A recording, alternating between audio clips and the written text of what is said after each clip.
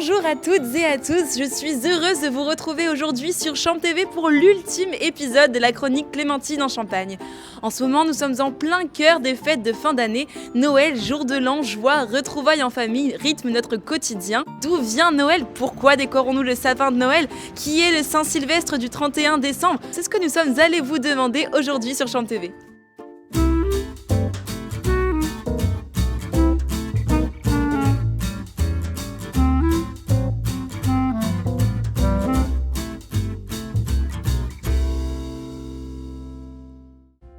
Savez-vous d'où vient Noël et que célébrons-nous à Noël? Alors Noël est une fête religieuse et pour moi c'est la renaissance du Christ, non?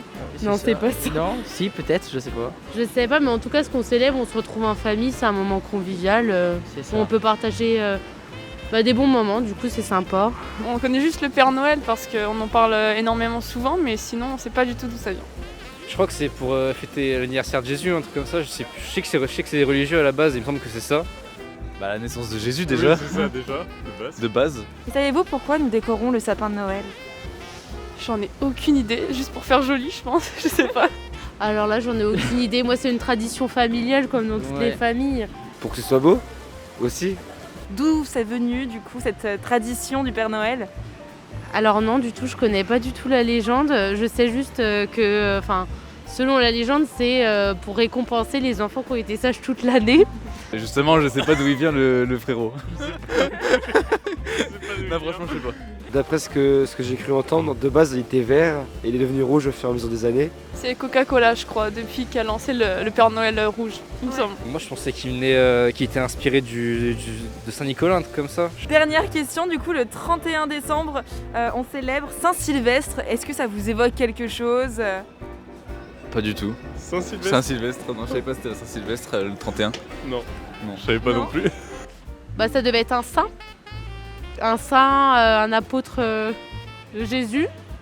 Non? J'en ai aucune idée. Je savais même pas qu'on fêtait la Saint-Sylvestre le 31, donc je sais grave pas qui c'est. Chaque année, Noël prend place le 25 décembre. Et sachez que cette date a toute son importance.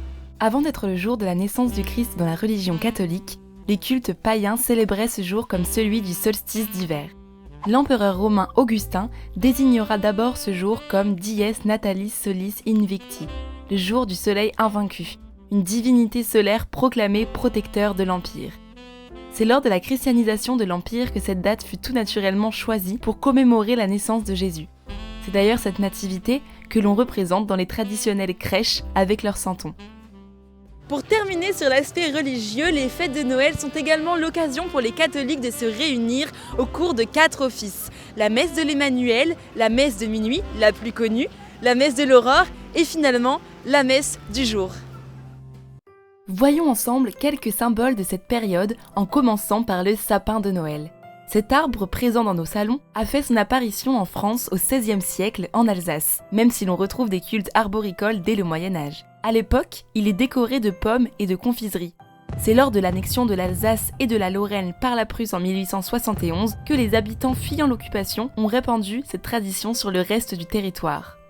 Ce qu'attendent petits et grands le jour de Noël se trouve d'ailleurs au pied du sapin de Noël, les cadeaux. Cette tradition d'ailleurs ne remonte pas d'hier puisque déjà à l'Antiquité, les Romains avaient tendance à s'offrir des fruits, du miel, des offrandes ou même de l'argent pour fêter le solstice d'hiver. Nous appelons cela les étrennes, du nom de la déesse de la santé et du bien-être, Strena. Au Moyen-Âge, ce sont les présents apportés par les rois mages au Christ qui tentent à poursuivre cette pratique. Mais ces cadeaux n'arrivent pas tout seuls dans les ménages. Ils sont apportés par le célèbre Père Noël. Mais savez-vous réellement qui est le Père Noël? Nicolas de Myre est un homme né dans la ville éponyme au IIIe siècle et réputé pour sa grande générosité. La légende voudrait même qu'au cours de l'un de ses voyages, il ressuscita des enfants sauvagement assassinés par un boucher. Vous l'aurez reconnu, il s'agit de Saint Nicolas, saint patron des enfants que nous célébrons le 6 décembre, jour de sa mort, surtout chez nos voisins européens. Il se trouve qu'aux Pays-Bas, Saint Nicolas se dit Sinterklaas, et ce personnage sera emmené aux États-Unis au XVIIe siècle avec les immigrés hollandais.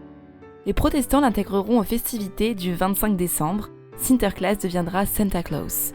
L'écrivain Clement Clarke Moore lui donnera son traîneau, ses rênes et son apparence moderne dans un de ses poèmes. Le Père Noël est né. Ensuite, les illustrations du personnage s'enchaînent jusqu'aux publicités de la marque Coca-Cola dans les années 30, qui finalement sont loin d'être à l'origine du personnage. Pour terminer, le Père Noël sera ramené sur notre continent par les Américains après la Seconde Guerre mondiale.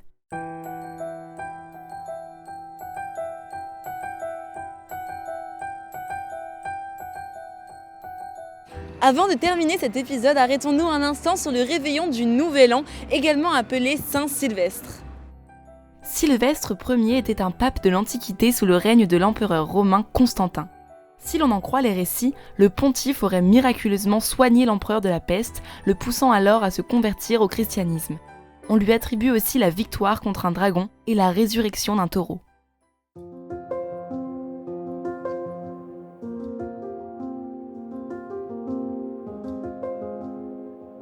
Nous espérons que cette chronique aura su vous divertir et vous en apprendre un peu plus sur notre région et ses traditions. Bien qu'il soit temps pour nous de vous dire au revoir, nous tenons absolument à vous adresser nos remerciements. Merci tout d'abord à Champ TV pour avoir rendu ce projet possible.